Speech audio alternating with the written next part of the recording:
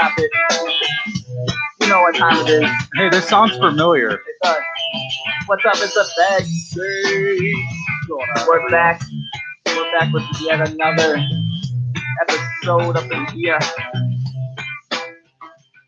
We're doing top 10 goalies. We're finally done with this list. We're almost done with this list. We've been doing this the last 5 weeks. We're finally here. We're at the end. And obviously, I'm your host. Nico. Your host with the most, Nico from the TO. My co-host over here, Matt, the big blonde there, and Melissa. And we have a familiar, not so familiar face. Wow. I'll remember that. The goon, the slasher, the man, the myth, the legend, James. What up? What up, James Hicks, the third is here. You guys ready for this? You guys ready for this top 10 list of goalies? Yeah. This was a little, I'm excited. I'm not a goalie guy. You're a goalie guy, Matt. Yeah, it was still a tough list because, like I said last week, I'm bad at making lists. I am too. I love making. I'm switching mine around right now because I'm just like, I don't like it. Yeah, it was hard. I went through them all. I went through a majority of the goalies. Like it was because you go by games played, and then if you want to like determine whether or not a goalie would have a solid season if he's injured, I kind of went by if you played a full season and you got on this list. That was kind of my thing with this. It's a hard list to go through. Anyway, let's jump right into it. Matt, I know you have a whole bunch of goalies here, so Yep. We can start at top 10. But what do you have? What do you have? Like right now, do you have only 10, or do you have? I thought again we were doing 15, but we could do top 10. Let's do 15. No, you have 15. You have. Let's say your list. We and him don't have 10, or don't have 15. But what do you have for 15? Okay, 15. I had Ben Bishop. Okay, I agree with that. Okay. All right. So you want me to keep going here? Yeah, you can. Yeah, say your list. Do your thing. Okay, 14. He was injured part of the year, but Roberto Luongo put up a great save percentage this year, and the guy, even at, what is he now, 40? He's 38. He's 38 years old. He's an old guy. He's still very, very good. You see, with Luongo, though, the big question in Florida is if that goaltending duo between him and Reimer can really stand up to it. Because Luongo was injured last season, Reimer had to step in. Not that Reimer was bad, but it was that stretch between when Luongo was injured and when he wasn't injured. It was okay goaltending at best. Well, and not only that, but you saw the Florida Panthers come this close to the playoffs last year. And I don't know, again, we saw with the goaltending of Luongo and Reimer, we'll have to see what that transpires to this year. Yeah. If that puts them over the top to get into the playoffs or if it doesn't. Yeah, I think during that run when Reimer was actually in net, that was the point where they were actually losing a lot of games. And as soon as Luongo came back, obviously they went on that huge run towards the end of the season to make the playoffs. So when he's in that, they win. When he's not in that, it's a little bit iffy. And if you're relying on a 38-year-old goaltender, that's already it. There's a lot of question marks there to begin with. Anyway, who'd you have for 13? 13, I had Hank. Hank, okay. Henrik Lundqvist. No, he did have. Everyone made it seem like he had the worst season in the world. He had like a .915 save percentage. He had .914, 2.98 goals against average. Oh, that's a little high. It's almost 3. It's not a horrible season though. I mean, he had a bad team in front of him, so. But, yeah, and he's 35 years old. And I was going to say that almost 3 goals against average is fine if you have the offense in front of you to score 4 or 5 goals a game. And unfortunately for him, the Rangers just couldn't sustain it. Yeah, exactly. And again, like he's an older goaltender, and they don't really have the best defense going forward right now with the Rangers. So, you think he stays in New York long term? It's hard to get rid of that contract, $8.5 million for the next 3 or 4 years, especially for a 34-year-old goaltender. It's going to be even if he wants to leave, who's going to want that? The Blackhawks. You know what?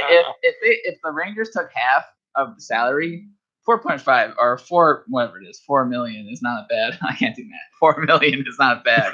Bad for a goaltender of his echelon. Anyway, let's get. What do you have for 12? 12. I had Tuukka Rask. Tuukka Rask. Okay. We watched a couple Oh Tuukka my tantrums God. yesterday. He's amazing. Tuukka getting mad when his skate blade fell off was the best thing I've seen in a long time. He just threw the skate blade at the ref. Yep. He's great. That was Thoroughly great. nice. All right, 11. What do you got for 11? 11, I had your Leafs boy, Frederick Anderson. Okay. I have him in my list. All right, now we're at top 10. We're all together here. All right. All of us together. All right, James, you can kick it off. New man, new show. Here you go. All right. I have Jake Allen. Do you have Jake Allen? Really? Tell me, what do you have? What do you have for Jake Allen? Okay, so yes, he's been a little bit shaky. But when that dude was on last year, for the couple games that he was, yeah, for the 2 weeks. He goes through those really hot stretches, He and does. the Blues just look unbeatable. And then he goes through those awful stretches where he looks like the worst goalie in the league. exactly. And I don't know. That's why I picked him. That's why. That's horrible. That's petty. I get that. You know what? With Jake Allen, though, honestly, if Jake, it's so weird because they sent him. Last 2 seasons ago, they sent him home because he was doing so bad. He had something going on with his mental. They sent him home. They sent him professional goal. This guy's not like a junior goaltender. Not like a. Do the Blues not have a mental skills coach? No, like the Hawks? I don't understand this. Well, they won't anymore this year. I mean, with Martin Brodeur going back to New Jersey. What will they do now? But no, for real, it's like I don't understand it. How can you send he's an adult. You have to figure these things out sometimes, man. You're getting paid millions of dollars to play a sport, and you got sent home? Are you kidding me? It's the only sport I've ever heard them do something like That's this. ridiculous, man. But no, so he gets sent home. He's just been so inconsistent. I couldn't have him on my list at all. Oh, I couldn't. I'm I mean, I sorry. understand I understand he does have those stretches where he's phenomenal. But I just think the inconsistencies are such a big reason why the Blues aren't in contention, and a big reason why this season has so much pressure on the Blues and him especially because he is the only goaltender with Carter Hutton leaving. So I give him that. There's a lot of pressure on him to do well. Matt, who'd you have for your number 10? Number 10, I had this. This may surprise you guys, Probably. but I had Antti Ranta. Oh, okay. Okay. I can dig it. That. I'll take that. So Give me his stats. Give me So his stats. all right, Antti Ranta, he's a young goalie. Finally, was going to get his shot, playing out in Phoenix for the Coyotes. And last year, toward the end of the year, the Coyotes went on a nice little run to close out the season. They were playing much better hockey. I think he was a big part of that. So he had 47 games played. He went 21-7-6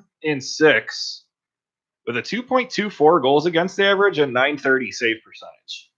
That's phenomenal. So He was injured in the beginning of the season too. Keep in mind when he went to the first couple games, obviously the Coyotes went like 0 and like 12, which is the worst. Oh yeah, they worst got start. off to that horrible start. But he was injured Yeah. like 3 games, like not 3, maybe like 6 games in. He was injured. What, and they started Louis Domingue most of those games, right? Yeah, the Louis tank was on. The Domingue. tank was on at that point. Yeah, it was brutal, but obviously he comes back. I do take it when you play really well towards the end of the season when you are an out of the contention team. I take those games with a little bit of grain of salt. It's like The pressure's not on. Yeah, but they won't. A lot of teams will rest their top players, and a lot of teams will. I'm not saying that every team does it, because not every team does it, but they won't. People take breaks. They don't. If you're going against the Coyotes, who are like 14 points out of the playoffs, man, you're not going to be like, oh God, I can't wait to go against these Coyotes. But general, I don't know. I take it with a grain of salt. If they can have the consistency that they showed towards the end of the season, throughout a whole season with the Coyote, I think this is the season that we should have saw last year. Yeah. With this year. Yeah. If that makes sense. All right. For my number 10, I had Devin Dubnyk. 60 games played, 35 wins, 16 losses, 2.52 goals against average, 918 save percentage. He had 5 shutouts. This is 3rd year in a row with those 5 shutouts. His 5th season with the Wild, 5th season with over a 918 save percentage. This is 3rd season playing 60 games. Devin Dubnyk, I'll say he's not. You're giving me that look, but he's definitely one of the most consistent goaltenders in the league since that whole shenackle with the Edmonton Oilers. I was surprised to see that, like, just the stats and the more or less his goals against average and his save percentage have been very consistent with teams that are varied in Minnesota. Because if you look at it, Suter has been there the entire time, but the cast around him has changed a lot with that defense. And obviously in the playoffs, It's hard to play with that defense in the playoffs. Let's just be honest. They let them down a ton of times. They don't have the best like two-way forward depths in Minnesota. So just to be that top goalie and a team that doesn't necessarily do well with shot metrics and doesn't really do too well with actual defending the puck, I got to give it to him for keeping up a very solid save percentage. But yeah, that's who I have for number 10. Who do you have for number 9, James? I mean, it looks like you have something to say about Dubnyk. I don't know. Let's see. You've been giving me this. I'm trying not to be a hater today. All right. It's a lie. It is not a lie. And I mean, be a hater. What do you have to say about Dubnyk? You can have your list. You can have Devan Dubnyk at the top of your list. I don't really care. Okay. To me, and you might think this is kind of stupid, but whatever. To me, he has those streaks kind of like what's similar to Jake Allen, to where he can be really good from time to time, but there's other games where he just crumbles. And I look at, I'm trying to think of like a specific example. You know what? But every goaltender has that, though. Every goaltender does crumble, but he was, keep in mind, remember like 2 years ago with that Minnesota team that they won 20 games in a row. He went 19-1 during that whole thing. And he hasn't really had a really bad stretch run. And if he did, it's because the team in front of him, again, I'll bring up the team in front of him, couldn't score any goals or was defending very bad because their shot metrics are one of the worst in the league between where they're getting shot. You want to compare it to Jake Allen, who goes like on 6 games losing streaks compared to like Devan Dubnyk, who will go maybe like 2 game losing streaks but then come back and get a win. He hasn't lost more than 5 games in a row his whole entire time being in Minnesota. I would hope not. Yeah. I would hope you wouldn't lose 5 starts in a row. If that happens, yikes. Yeah, that's what I mean. It's not. I can't compare those two, but I get what you're saying, though. All right, yeah. We're on number 9. Who'd you have for number 9? Yeah, Henrik Lundqvist. Henrik Lundqvist. Okay. And it was mostly because last year, we just talked about it a little bit. He wasn't the worst goalie in the world. Wasn't really the best. Yeah. No, the Rangers were awful last year. So I mean, that's gonna skewer his numbers. So it was weird because they were decent in the beginning of the season. They started the season off like 9-3. And everyone's like, "Oh, here comes the Rangers again." And then Shattenkirk, everything's all bright roses, and then Shattenkirk cracks his like leg. And then the season just went downhill from there. They traded McDonough. We already know what happened, but definitely it's a good choice. Though. Thank you. I will say, if it was one of those things, I think I'd have him on my list too. Who'd you have for number 9, Matt? Number 9, I had Andrei Vasilevsky. Number 9. Wow. I know. Right, that's why I just looked up the Vezina Trophy voting. I know he was number 3. I have him later on my list. So hold on those stats. I have him all the way up there. I can't. Well, I have a lot to say about Vasilevsky. So I'll say who I have for number 9. I have Frederik Andersen. 66 games played, 38 wins, 21 losses, a 2.81 goals against average, and 18 save percentage, 5 shutouts. This is the second season with Toronto. It's his 3rd straight year with a 918 save percentage. Okay, so you'll give me that look again. His save percentage would be so. You know what? You want to talk about bad starts to seasons? He has always had a career start to the season like the worst in NHL history. Like he started off this season with like an 8, I think it was like an 890 save percentage through like 10 games. It was the worst. So, but since those first 10 games, he comes back and he's become one of the best goalies in the league. He finished 4th in Vezina Trophy voting. Definitely, he has emerged one of the best goalies in the league. And I think during the playoffs, he does have very bad inconsistencies. But at the same time, look at the team that he played in front of. Toronto is not the best defensively by any You means. don't say. Yeah, I mean, I'm a Leafs fan, so I know. Wait, I don't know. How do you know Nikos is a Leafs fan? Don't worry, he'll tell you. Did you hear? I like the Leafs. But no, for real, I will say that through those first 3 games of the playoffs, bad goaltending. The last 2 were decent. Then in Game 7, everyone's fell apart. I don't know what happened there.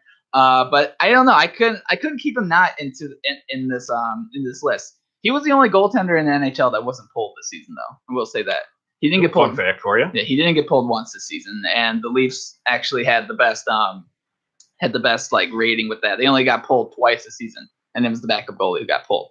But definitely a goalie that I think going forward will be in the top 10, top 9 goaltenders in the league, along with everyone else. Who'd you have for number 8? Right, number 8 now. Who'd you have for number 8? Devin Dubnyk. Devin Dubnyk. Okay, all right. We talked about Devin. Hey, weren't you hating on him? Yeah, I was. You have him at 8. Are you kidding me? All right. Who'd you have for number 8 now? Number 8. Yep. By Jonathan Quick. Okay, I thought you were gonna say Taves. I was like, Yes, Jonathan Taves is doing it all for the Hawks now. It's like, oh god, That's why his scoring is so low. what a time to be alive. All right, I have Jonathan Quick a little bit later, so I'll talk about him a little bit later. For I have for number 8, I had I don't have the jersey with me. I don't know where I put it. I have Marc-Andre Fleury. Yeah, Marc-Andre. 29 wins. He only played 46 games. Yeah, there you go. Show it high in pride. It's behind you. All right, Marc-Andre Fleury. He had 29 wins, 13 losses, a 2.24 goals against average, a 927 save percentage, 4 shutouts. He's a 3-time Stanley Cup winner. His first season with the Golden Knights. He was injured in the beginning of the season where they had that crazy goalie crowd going on. Well, they have like 5 goalies. They did have the most. They had 6 Malcolm goalies. Subban. That's right. They had Fleury, Subban, Oscar Dansk, Dance, Oscar Who's the Maxim Lagacé. Lagasse, and then there was one more. Fitzpatrick from the Who? exactly. He was a first round pick from Dallas, the goalie. Oh, okay. Anyway, that's 5. Yeah, you're right. 5. But definitely, I don't know. It was a huge year for Fleury. I mean, in the playoffs, you saw he had a 951 save percentage until the final where he got blown up by Washington. Mhm. He still finished that playoff with a 927 save percentage. And I mean, I think this year he starts his first year of the extension that he signed for the next 3 years. I think people forget that he's 33 years old. He's not a spring chicken. He does play a very sporadic style in that where he is bounced around, relies a lot on his athleticism, and I think that's kind of one of those things where when you get older, it's hard to play that certain style. So I would say look for him to change his style up a little bit this year and maybe not have the best save percentage, but I think he'll still be he's one of the biggest reasons why Vegas did so well, and I think if he succeeds, they will succeed. But yeah, I had him for number 8. Who'd you have for number 8? I just told you. Oh, number 7. We're on number 7. Freddie Anderson. Number 7. Yes. What are you talking about, man? This whole time he's trying to hold his cards, saying, "Oh, I'm gonna have Freddie." He's knocking you for having him in your top 10. And Hey, you have it's him at because number you know 7. what? I just like messing with him. But no, you know what? The only reason Freddie Anderson's in my list is because, like you said, he's a great goalie. It's the only reason. You know, he starts off kind of slow. Unfortunately, though, when he gets to the playoffs, he runs into the Boston Bruins, and then he's not the okay. Yeah, that doesn't usually end well Yeah, for you guys. Whatever. It doesn't matter. We don't talk about that. oh, Behind us. We're behind that. We're over that. We have Tavares. We're gonna win. The Leafs will win. All right. This is not this kind of talk right now. all right, we'll get to that later. All right, we're talking about goalies. All right, who'd you have for number 8? 7. 7. I can't do numbers. Number 7. Sergei Bobrovsky. Oh my lord, are you kidding me? Yeah, What? you're done. Why? You're Where done. You're did done. you have it? We're talking about him later. Number 7 for me. I had. You know what? We're probably gonna talk about this guy later. I have Connor Hellebuck at 7. So you guys have him later in your list. Oh yeah. You do? Okay. I forgot about him. Okay, that's fine. All right, we'll talk about when you have him. All right, who'd you have for number 6? Corey Crawford. Corey Crawford. I had Crawford at 5. So Okay, I guess well, we could just let's talk about him now. Talk Okay. about Crawford. Go ahead. Let's talk about Crawford for a second. All right. All right. The 2-time Stanley Cup champ played very well before he got hurt, obviously. Now whether he comes back at the start of this year remains to be seen. We're about a week from training camp, and they said he should be ready, but they're speculating. I saw a report last week. I don't know how accurate it was, but they were saying like he hasn't even skated since February. That's what I was going to bring I don't up. know. So we were talking about it a little bit on Facebook. Me and James talking about Crawford. What I saw. So let's just say hypothetically, if Crawford's good to go, he's not going to play preseason. If he does play preseason, all right. So he hasn't even skated, like you said. He hasn't done. Well, if he doesn't play the preseason, he's not going to start the regular. Yeah, I know. That's what I'm saying. And then we're stuck with Cam Ward. Well, in the hypothetical sense, if he does, let's say he plays the last preseason game, he skips the first game, or doesn't skip the first game. He skips the first couple games on the road, and then comes back for the home opener. if he wants to play the game, or if he doesn't, he still has 2 weeks till the next game, essentially, to get in game shape. But essentially, if he hasn't done anything, you're not gonna see Crawford till December. See, but I heard that he's working out though. Maybe it's not on the ice. Yeah, but working He's out and working taking out, but shots is here's- totally different. Exactly. Right. And here's the other thing. I'm sick of hearing like different sides of this story. I'm with know you. what I I don't, mean? but we Like, all don't Tell know me, what is wrong. just give it to me straight. Yeah. Why are you Like, what is why wrong are you with- hiding it from us at this point? Yeah, but like, it's What like, is what is that what, accomplishing? what is going on with this? We don't know if he has a concussion. We don't know if he has vertigo. Well, he had post-concussion syndrome. Yeah, he did, but then That they're finally saying, came out. yeah, but then they're saying like he's over that, but then he has a lingering issue that's going on with his head, and then then it just leads to the discussion of whether or not he has vertigo, and I mean, that's a whole Crosby different. missed what, a year and a half? Yeah, With this? That is the only thing that honestly still gives me hope about this situation. Is Crosby basically went through the same thing. Yeah. And look at him now. Yeah, but you look at Crosby's incident where he had a year in between each hit.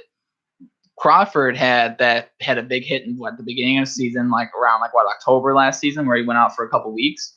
That was due to a groin injury, Was it? though. Yeah, Was that's it? what I Oh, thought, okay, yeah. okay. And then he went on IR, and then he came back, and then that was the game against And Pittsburgh. he gets hit in the head by Malkin. Yeah, so it's hard to tell, especially with goaltenders, just because they do go through so much with their movement is so essential to their game, and if you can't have a straight, clear head, you can't do your job. Didn't something happen in that doubles game too, right before Christmas? As he played that game, Yeah, and that's I what- thought he that's what I got think it was. pulled, right? He got Yeah. hit in the head really hard. It was like a scrum in front of the net, and someone just kneed him in the head. And then a couple of weeks after that, then he got hit in the head by Malkin. Yeah, that was like a couple of games, like right after he came off IR, if I'm not mistaken. Yeah, so you want to look at those two concussion things. It's hard to tell. Yeah, It's really hard to tell. definitely. Either way, if he did play a full season, I definitely would have had him on my list. But I couldn't. okay, I want to say that I had him this high on my list because You're a look what Hawks fan. happened with the Hawks after he got injured. He masked a lot of problems. Yeah, Yeah, he did. and not just this year. He's been doing that for a long time now. Yeah, and then you want to talk about people saying, "Oh, Crawford's not a good goaltender. Crawford just plays good because of the team in front of him." I definitely think it's the other way around. If Crawford's in net, the whole team plays better because you are comfortable with Yeah. a good goaltender behind you, and if you, You let can, up you something, can take you're more. okay with You it. can take more chances because you know there's a good chance he's going to bail you out if you do make a mistake. Look at Keith this year. Keith had to play defense this year, and How did that go? So A lot of people on that team had to play defense, and look at how that went. yeah. All right. So enough about Well, Crawford. tried to play defense. Yeah. All right, we'll move on. We're away from Crawford. I think we're at number 6. I'll say my number 6. I had Jonathan Quick at number 6. Jonathan Quick had 33. He had a weird record, man. He had 33 wins, 28 losses, 2.4 goals against, a 921 save percentage, five shutouts. It's his highest save percentage since the 2011-2012 season, where he had 929. He was actually third in Vezina voting rankings, which makes Freddie Anderson fourth.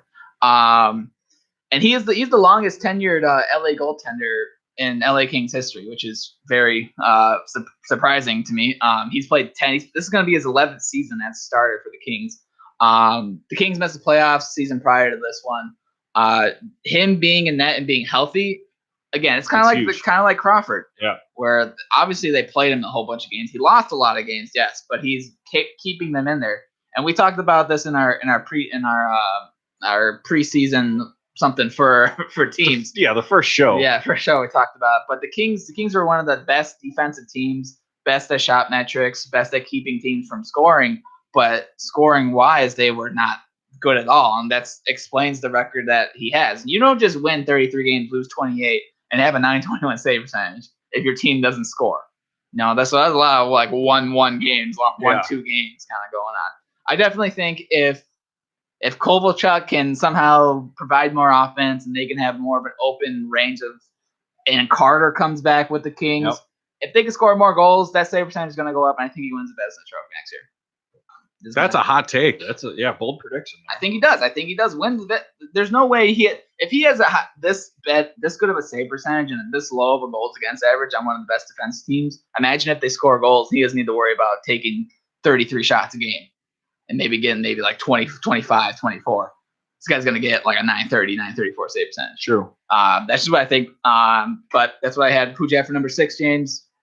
I gave Crawford. you that already. All right, so we're at number 5 now, right? Number Yeah. 5. You had him. You had Crawford number 5. Number 5. Who'd you have for number 5? Martin Jones. Martin Jones. Man, I forgot Martin Jones. Go ahead. Yeah, tell me he, about Martin. In 60 games, went 30 and 22 and 6. Save percentage was 915. Goals against average of 2.5. I do like Martin Jones. I didn't have him on my list, but yeah, Martin Jones, a good young goalie. Solid pickup for the Sharks a couple of years ago from the division rival Kings. Dude, the Sharks are just wheeling and dealing with these I know, things, man. right? They get Stone or they get Hoffman and then move Hoffman away. Trade him like 5 minutes and later. then they come back and they're like, hey, Kings, I heard you were trading Jones to the Bruins. Yeah. What do you want him? Oh, that's right. And then It was a yeah. three team. LA sent them from That's LA right. to the Bruins. The Bruins swapped them back to the Sharks. Wheeling and dealing. Mhm. No, definitely. It's weird, since 1991 when the Sharks came into the league, they've had a very European goalie duos, whatever they've had. They had Nabokov. They had I think it was like Heiskanen. They had Steve Shields for a while, right? No, Steve Shields was the only backup for like 2 years. Nabokov has been there from 20. I know Nabokov was there for a while. He was from there from 2000 to 2010. And Yeah, I was gonna say he got swept by the Blackhawks in 2010. I love Nabokov though. Have you ever seen any of those commercials with Nabokov? He's the best. He's the best. He's the It is funniest guy. hilarious. He's the funniest guy. Nabokov had one of the best goaltending games I've ever seen in person. I went to a Hawks Sharks game in that 2009-2010 year. Mm-hmm. And this happened to be a game that, Cristobal Huet was unfortunately playing goalie. The Hawks outshot the Sharks 47-12 and lost. Nabokov's just that good. I remember that game too. That was terrible. Mhm. Nabokov lasted a long time. He was, like I said, he was from like the 1990 to 2000 season until he was a starter until 2013 with the Islanders, and then he just retired. Was done. He just left. So, and I do only say that I don't think Shields is in there because they did have Kiprusoff from as a backup goalie from 2000 to 2002. And then Shields came in as the backup, and I think it was when Nabokov was injured for a little bit. But I thought they had Shields in the late 90s too, because I remember a line brawl they had with the Hawks that he was involved in. Okay. Well, either way, I mean, they had a I long could be wrong history. on that. though. I don't know. I'm trying to I think. could be wrong. Anyway, either way, what I'm saying is that they've had a long history of European goalies. And to have Martin Jones, he's a Canadian, I believe. In net, it's different, but I mean, he's kept up that consistent good goaltending that they've had up until Niemi had a weird season there. Niemi was there too for a while, and I'm thinking about it. He was traded from obviously the Hawks and played for them, had a couple good seasons, Vezina season for them, and now Jones is one of the best goaltenders in the league, as evident by James' list. Thank you. No problem. All right, you had number 5 for him. You had Crawford number 5. We skipped over one for me. What do we have? Who do we have for you? I had John Gibson. John Gibson. Who'd you have? Wow. Where did you have John Gibson? I had him 5. Okay, I thought you had Crawford number 5. Okay, go ahead. Talk about John Gibson. I have John Gibson actually. I have him next on number 4, so we'll talk about him number 4. We'll get them together. Then number 5. All right. What's up? What are you looking at me like that for? Go ahead. Go ahead. Are we talking Gibson? Yeah, we can talk about Gibson. Yeah, it's fine. All right. 60 games, 31, 18, and 7, 2.43 goals against average, and 926 save percentage. He had 926. Yeah. Well, okay, cool. That's better numbers than Quick, and pretty much the same games played. Yeah, no doubt. For John Gibson, for me at least, I maybe I wrote his stats wrong. For me, so 923. He did have 4 shutouts, like you're saying. He is one of the youngest goaltenders. He's 25 years old. I think he's one everyone wants to say he gets injured all the time. He hasn't played over 60 games a season. He has been injured, but he's not injured like a complete where it's destructive to the team, because they did have Anaheim's actually known for really good goaltending. They're a goaltending factory, to be honest. They've had Freddie Anderson, you have Jonas Hiller, you had Fast, who was a fantastic goalie. Victor Fast. Victor Fast. Whatever. Okay, Fast. Mike Tyson. Thank you. He was fast.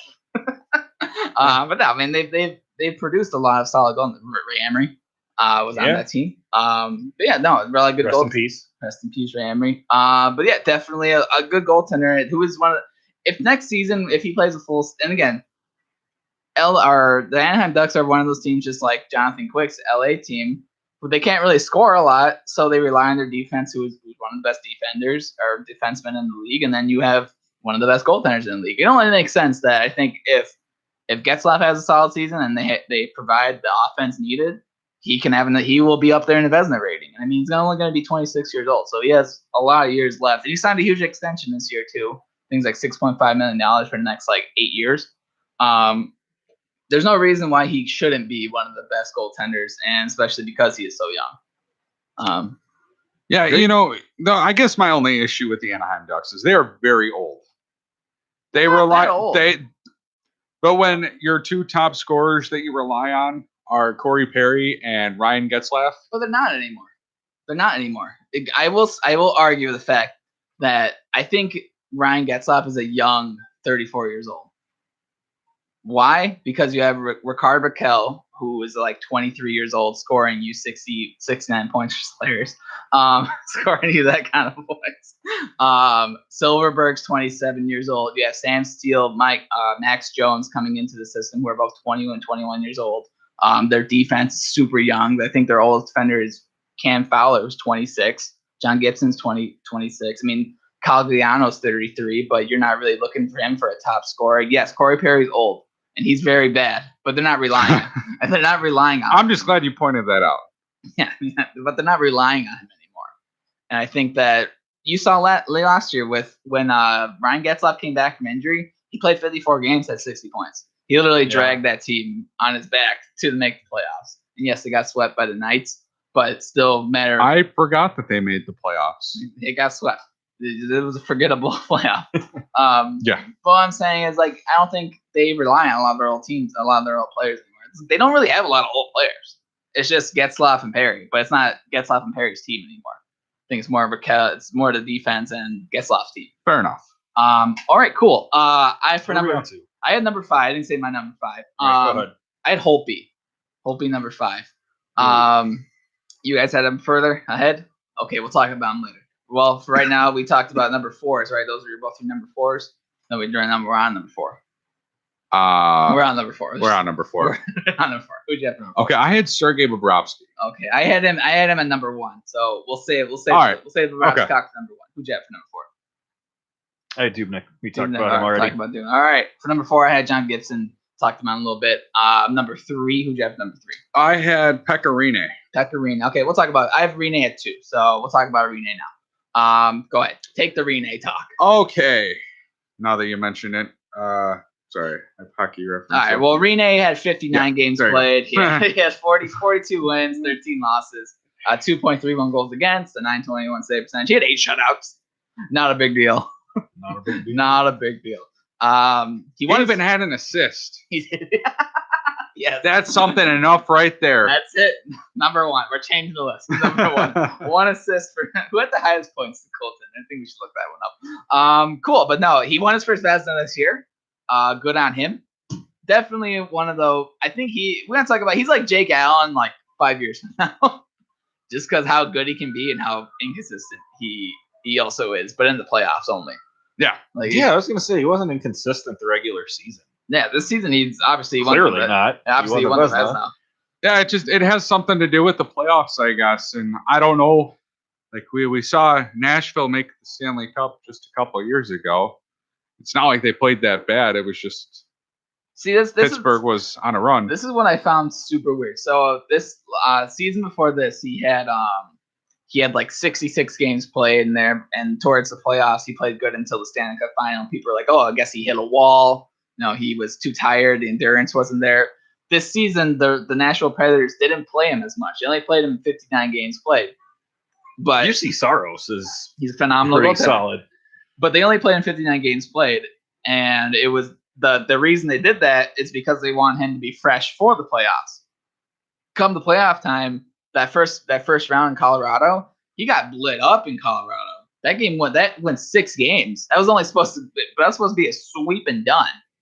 they went out, and then Colorado scored a lot of goals on him. And you go into the Winnipeg series round 2, it was even worse. Scheifele scored 8 goals against him in what, 6 games? Yeah, sounds right. That it's ridiculous the amount of the bad goaltending that was given by Pecorino in the playoffs. If you have Stanley Cup, your defense is the best defense in the league. We all agree, Nashville best defense in the league. Oh yeah, so by best. far. So and you won the Their Vezina deep core is Trophy. ridiculous. Exactly, and they have fantastic forwards, an all-around good game. The only thing that you need to rely on is your goaltender to stop a couple pucks here and there. To be honest with you. Yeah. And they didn't get that. They didn't get that in Pecorino, and that's kind of the reason I couldn't have him number 1, because he did have. I mean, 42 and 13 is a phenomenal record. You pretty much won 75% of your games that you played. But it's like we were saying, in the playoffs, you can't break down like that where you're not making those saves. Like you need to be, if you're in a game where it's like 2-2 in the third period, you can't let up. Right. You can't let up that goal. Like they're relying on you. Like yes, It's a backbreaker. exactly. But the thing is, like if your goaltender isn't that good going into, like they're not having that consistency, you play differently. And I think Nashville got away from their game in the playoffs because Pecorino wasn't making those saves. Yeah, So they're pressing a little more. Because they can't make a mistake exactly in front of them. and they were making those stretch passes that Right. they are very good at making. And Winnipeg was pretty much stifling them in their zone, which led to a lot of. It's hard to tell if you have bad defense versus fantastic goaltending when you don't have good goaltending. It's a hard thing to say what you're doing. I think the shot metrics were very good for Nashville, but they let up a lot of goals, and that's not they letting up a lot of goals. Rene putting up a lot of goals on himself. So I had him at number 2, but he's had a fantastic regular season. I think next season we may see him play a lot, maybe a little bit less because of UC Saros having a 3-year contract for the Nashville Predators. What do you think the succession plan is there? I don't know. They have Pecorino signed for the next 2 years. Saros has 3, so I think the plan is this year maybe let Rene do his thing for starter. The next year share the net, and then Rene's gone, and then Saros is in. I think that's ideal. That's what you want. I mean, but goaltending's super weird in this league, and you never know what happens. Rene could get hurt again. Rene could, but he hasn't been hurt since like 5 years ago. So it's not. I don't think injury is an issue. But anyway, let's move on from unless you have something to say, James. No. Rene? Uh-huh. All right. We're at number 3, right? That's number 3. Who'd you have for number 3? Number 3, this is shocking because you talk about playoff performance. Okay. And this guy had a great playoff this year, but he's not known for great playoff performances. But I had Marc-Andre Fleury. Marc-Andre Fleury, yeah. For reasons, because obviously he played well on the ice, but he was a guy that was obviously the first overall pick in the expansion draft. Mm-hmm. Immediately became the face of Vegas. Right. So he had that pressure on him, and he just handled it coolly and was a leader of that team, guided them through the playoffs, obviously on that amazing Stanley Cup run. So yeah, no. I think that had a lot to do with him being so high up on my list. Was maybe some off-ice stuff. Yeah, I definitely, like, obviously I had him a little bit lower, but I think it's because if he played a full season, I don't know, because literally look at how his seasons were from. It's like night and day from this season to his last season in Pittsburgh, where we had like a 909, maybe a 915 save percentage, and he was playing on paper a way better team in Pittsburgh than the Vegas Golden Knights.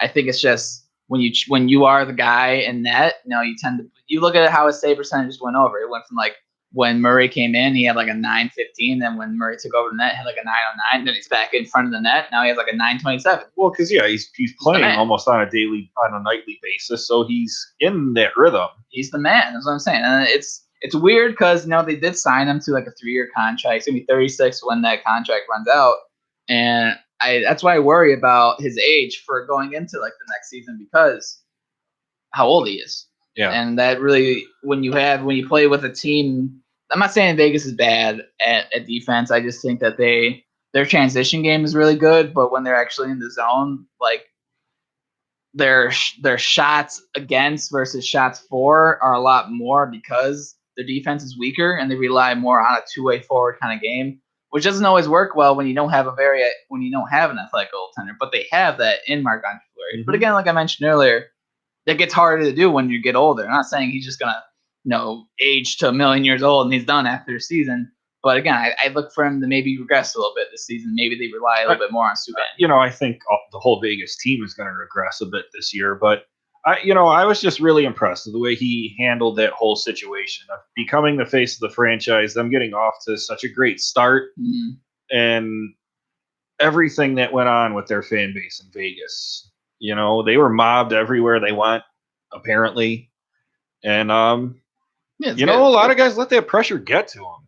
And but didn't. Fleury's a 3-time Stanley Cup winner. I don't think the pressure. I don't think he didn't care about pressure. To be honest, I think that's nothing that he. Yeah, but like I said though, he has had some bad playoff performances in the past. Oh no doubt. He didn't doubt. this year, and no doubt. So that that goes into it too. But he's been good the last 3 years in the playoffs. Granted, he didn't play a lot 3 years ago when he was in Pittsburgh, but last season when he was in Pittsburgh, when they won the Stanley Cup, he played 15 games. And he won the majority of them, had a really good save percentage. And this year, obviously, another good season. All right, so we're at number 2. Number 2, right? Number 2, number 3. Number 2, right? Number 2. All right. Sure, let's go 2. Yeah, right. All right, well, Number I didn't even say, 2. I'm on number 3. Actually, I'm on number 3. So I had Andre Vasilevsky, number 3. I forgot. Where'd you get? Do you guys have Vasilevsky number 1? Yeah. Okay, you have Vasilevsky number 1? No. You had him way earlier, right? No, we could talk about him now. All right, let's talk about Vasilevsky. Number 3. 65 games played, 44 wins, 17 losses, 2.62 goals against, a 920 save percentage. He also had 8 shutouts. This is his best season. This is the best season by a goaltender in Tampa Bay Lightning history. Yeah, I don't know. Looking at these stats again, I don't know why I had him so low. Maybe that's what happens when you make your list the day of the show. But yeah, no, I hear you. It took me a little bit because I didn't know if I wanted to have him up there, but then again, I know the dude had 44 wins. Yeah, like he almost had it. Thinking about it, a couple seasons ago, Braden Holtby had 48 wins, which would have tied the most wins in a season. He was only 4 wins away from that. If he would have had a little bit more consistency towards the end of the season, he would have broke that record. That's just thinking about how good this goaltender is. This is his first season playing 60-plus games. He needs to work on his endurance because he did say he was tired by the end of the last season. And you look at how the last couple of games went for him. He went like 2-8 his last 10 games. So he lost the majority of his games towards the end of the season. And go back into the playoffs. He did really well in the playoffs, and he went 11-6 and 9-18. So obviously, it didn't affect him there. I guess he wasn't really saving his energy for the playoffs. He is one of the best young goaltenders. I mean, he's 25, 24 years old. I would want to 23. 23. So there you go. I mean, you want to hope that you have a fantastic young goaltender, but at the same time, like we all said, goaltending is a weird position, and you never know from year to year. He's 4 days older than me. Oh, wow. Yeah. You know what? He has. All right, I won't go there. No, go ahead. Go there. It's like you and him have the same hairline. He's almost. No, he's got a little bit more hair than I do. No, but honestly, what do you think about Vasilevsky? I like you have him. him at number 1. So I do. I go back to great saves that were made during the season, and I forgot who they were playing. Were they playing Los Angeles? I don't know. That game that he made the save behind. Oh his yeah, back. that was LA. That was LA. And that was basically my overtime. reasoning for putting him at number 1. Yeah, I remember that. It was It fantastic. was like they shot Just one save, yeah. They shot a one-timer, and he turned around. He was caught it with his back, and then I don't even think he realized he caught it. And he turned around, and he lifts his hand up. He's like, hot dogging it. Yeah, no, he's definitely a fantastic goaltender. All right, number 2. I had Pecorino number 2. Who'd you have number 2? Yeah, I made a last-minute switch here, so I'm going to have Pecorino number 2. All right, we're all agreeing. So who'd you have at number 2? I had Braden Holtby. Saved by Harold by Holtby, as the great Doc Emmerich. The great Doc Emmerich? The great Doc Emmerich. Hey, It man. sounded more kind of like Pat Foley there. I think whenever I say, it, I always think of that. Volpe does it again. Well, I think of the NHL games. So, Oh. off his helmet mask. And a young lady from Shawinigan came up with that one. It's so bad. I can't. Oh. I'd say the great dog. I'm like, waffle boarded in the corner. Wait. Whoa. He's Take a step back here. I Why don't- do you say Doc's bad? dude. I can't have. Why is he good? Why is he good? What makes him a good? He Just was the way good. He was good works. 10 years ago. He was 10 good years ago. Dude, he screams so much He during says broadcast. He says on so many times, like, and on to the thing. And he's on to the puck. It's on to dinner. That broadcast features Pierre McGuire, and we're complaining about Doc. I like Pierre I McGuire. complain about McGuire. Hey, he's a cancer survivor. He is. He is. Good for Pierre. I'm sorry, I shouldn't have done that. I no, apologize. he's good. He's good. Big buff. Hey, so is Dustin Edzo. buff. Yeah, I Brother, like Brother Edzo. Ice Pride right there. I like Edzo. High school. All right. Well, this is we're off topic. back to goaltending. Braden Holtby. We were talking about 34 wins, 16 losses, 2.99 goals against average. 907 save percentage. He had 0 shutouts. Look, he He had the lowest save percentage and highest goals against in his career. He obviously won the Stanley Cup. He turned it on the Stanley Cup because he had a 2.16 goals against average and a 0.922 save percentage. Oh, I'm sorry, you must have missed that save he made in game 2. that was a phenomenal save. What save? Look, Tell me he rebounded to have a great playoffs, but I didn't have him anywhere near the top 10 on my list because he was so good this year that Barry Trotz elected to start Philip Grubauer in the first 2 games of the playoffs. Yeah. So yeah. Well, yeah, but how did that go for him, though? granted it didn't go well, but I mean just the fact that was even He got lucky. To be honest with you, if both goaltenders were done, if Holtby played the same way he played in the regular season, Oh, and they're done. Oh, yeah. they're toast. I mean, Yeah. you're talking about Columbus going on the second round first time. That's probably a And then sweep, too. losing. and then losing. All right. Yeah. I don't know. I had Holtby in number 5. I don't know. This is a weird time for Holtby. He's 29 years old. He has 2 more years left on his contract. They have, I forget who they have in net who's coming up, some Swedish or Russian guy they have in the pipeline for Washington. I think the plan for them is the same thing with Rene. They have 2 more years left of Holtby. Maybe they trade him next season or the next season after that, and they bring in the new kid. Because the new kid, I don't know his name. It's some Russian name. But Whatever off. whatever off. I think it's N. I think it's something N. I'm looking it up. All right. This internet's loading really All slowly. right. That computer's been slow all day. There's something wrong with this thing today. There's something wrong with this whole school. Yeah, really. You're not wrong. Man, but do I have a story for you guys off the air? Uh-oh. All right, but no, for real. Definitely, I think it's the same plan for Ilya Samsonov. there you Is go. that who- Hey, whatever off. yeah, Samsonov. Yes, Ilya Samsonov. So He's no Bubs or Brizgalov. Bobrovsky! No, don't go there. But no, for real, I think that's the plan. He's 29. He's gonna be 30. You have 2 more years left. You bring in Samsonov, who won goaltender of the year in the KHL. Not much else. I mean, Samsonov is going to be only 23, 24, same time as Holtby came in for Varlamov, and they replaced him. I will say, Washington's had fantastic goaltending for the last ever. Yeah, Varlamov's a great goalie. Well, he was in Washington. Now he's What's well, wrong? No, you know what? Here's the thing. I used to hate Semyon Varlamov. All right. Simon. No. Go ahead, sorry. Okay, shut up. All right. I went to a game. It was the Blackhawks versus Avalanche. Really? This guy puts up a 52 save shutout. He And also- I'm like, he also beat his wife, so that Did he? wasn't proven. Oh yeah, he did. Oh yeah, you're right. No, He did. that wasn't proven. I'm being serious. It wasn't proven. Yeah, I mean, Patrick Kane also Yeah, did right. something to a lady, Okay, so there's alright, also fair that. enough. If we want to go there, I agree. him and Voinov are must be great friends.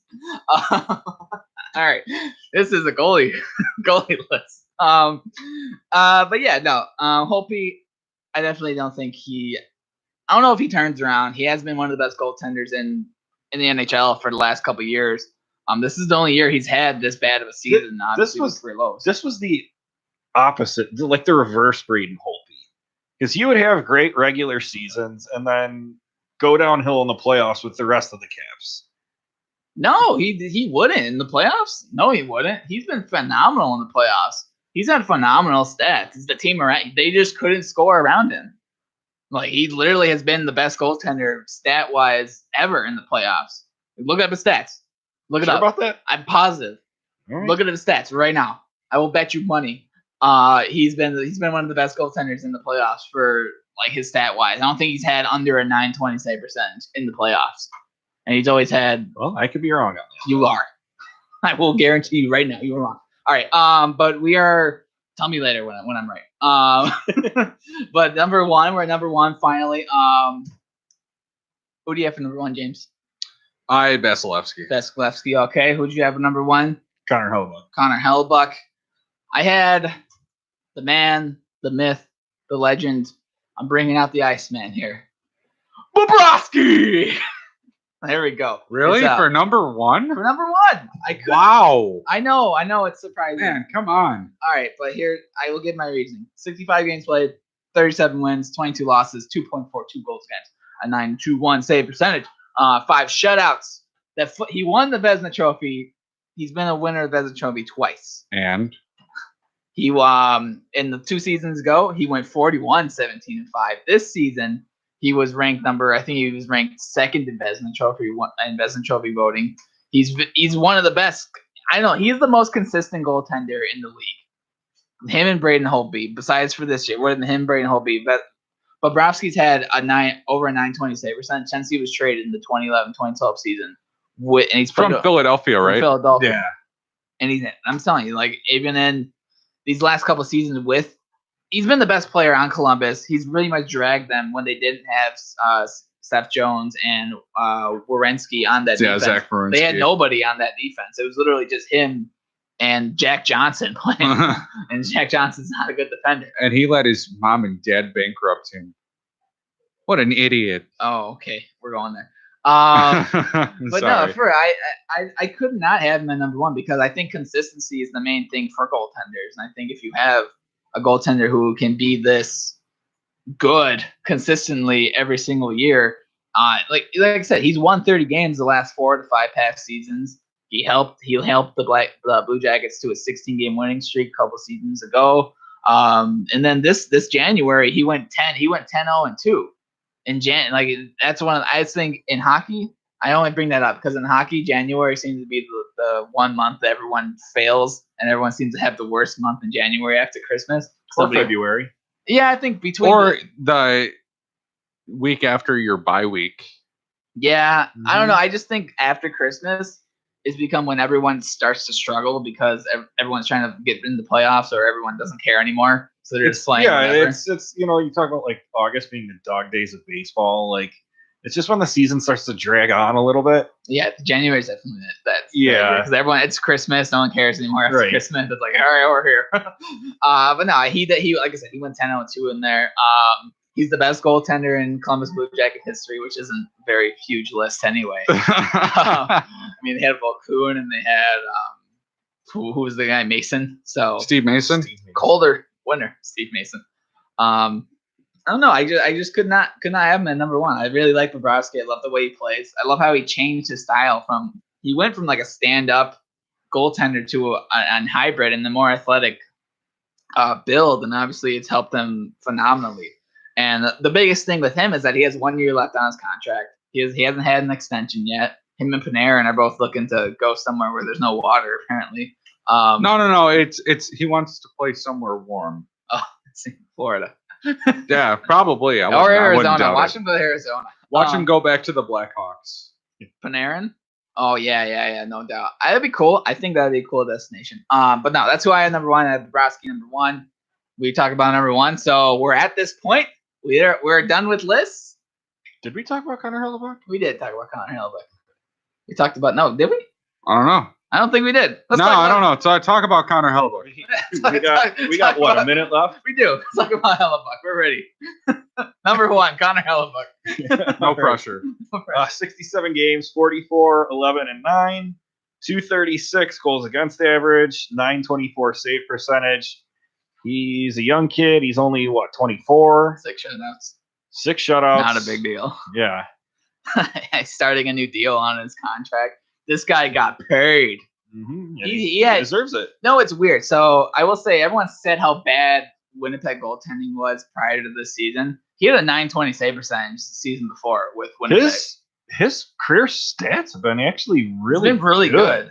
Besides the first 2 seasons that he had a .920 save percentage last season, and I was really confused. I was like, don't try and blame it on the goaltending in Winnipeg 2 seasons ago. That was all the forwards. Because what they had, and they had Hutchinson too. Yeah, Hutchinson had like a .9 save percentage. But even prior to that, it's like the goal. Was Hutchinson the lefty?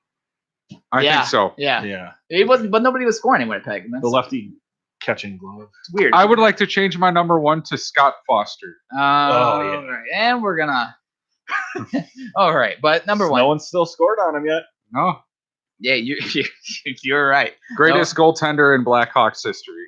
Yeah, no. Retire number 90. He definitely is one of the best goaltenders. Young goaltender, really good contract. $6 million for the next 5 years. If he keeps on putting up these seasons, he's gonna be the best contract in the league. He's getting paid less than one. Just should be really good. All right, this has been the Bag Skate. If you like this video, please leave a like. Really like this video, you should subscribe. You can follow us on Twitter at Bag Skate. Follow me on Twitter at Nico Frontier. Follow James at JD Hicks 88. Follow Matt at Velisca 52. All right.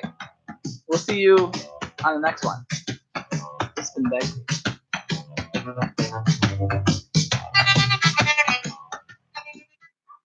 Something's really wrong with this thing. This thing stopped recording at 16 minutes and 35 seconds. Did it really? Yeah.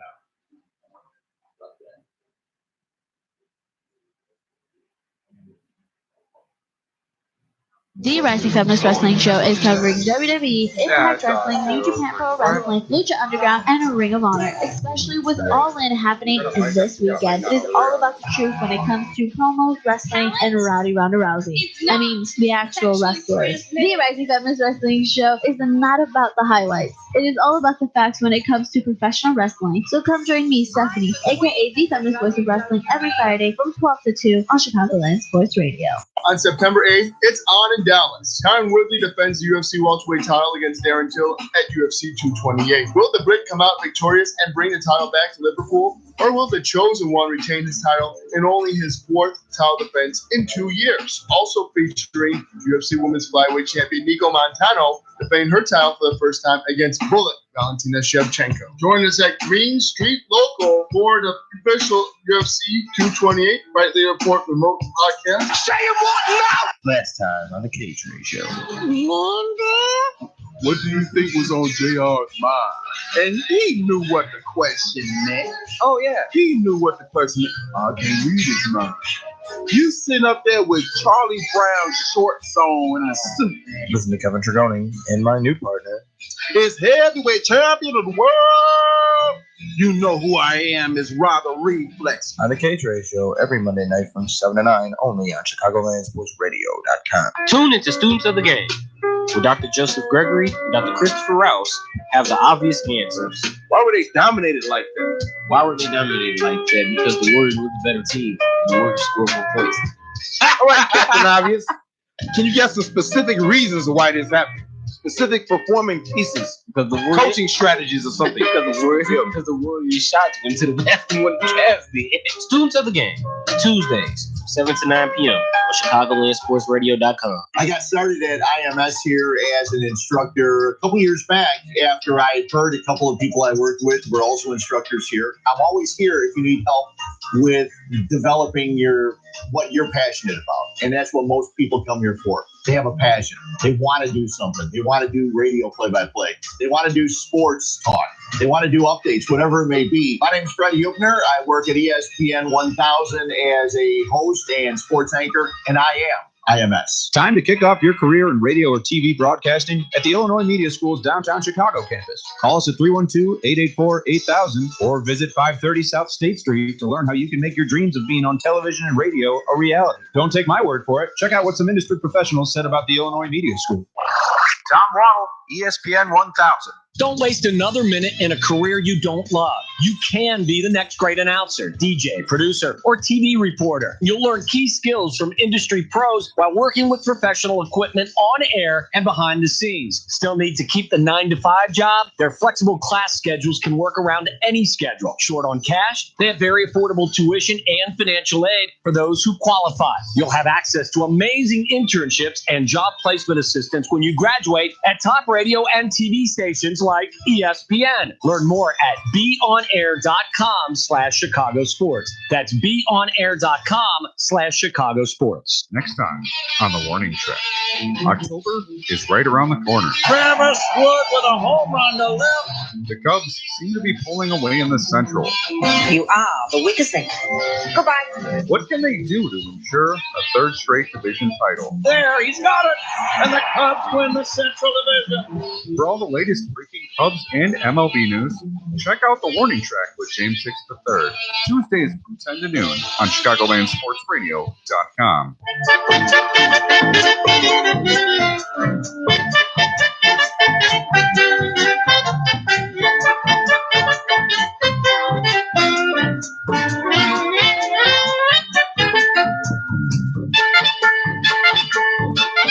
We're back with the Backskate Cantina. Here at the Backskate Cantina, we talk about all the NHL news. Been going on this week. Yeah, huge trade. I'm Nico Comatillo. We have Matt Melisko here, and we have our newest host. Some guy, 88. I am James Six III. XX James. You're an official source for Blackhawks news here in Chicago. Got it. All right. Well, here on the Backskate, we're talking one of the biggest trades that I think happened about 40 times. Max Pacioretty. He's finally gone out of Montreal. He was traded to the Vegas Golden Knights at like 12 o'clock in the morning. I was up for this. Odd timing, but I was watching Miracle on a Sunday night / Monday morning. I was watching Miracle, and I literally I had. And then you saw. And then I saw you saw him get traded. I was like, what? All right, so Max Pacioretty, former captain of the Montreal Canadiens, was traded to the Vegas Golden Knights in exchange for Tomas Tatar, Nick Suzuki, and a second-round pick in the 2019 draft. They announced late Sunday night. This trade does end. Months of speculation that Pacioretty would be moved.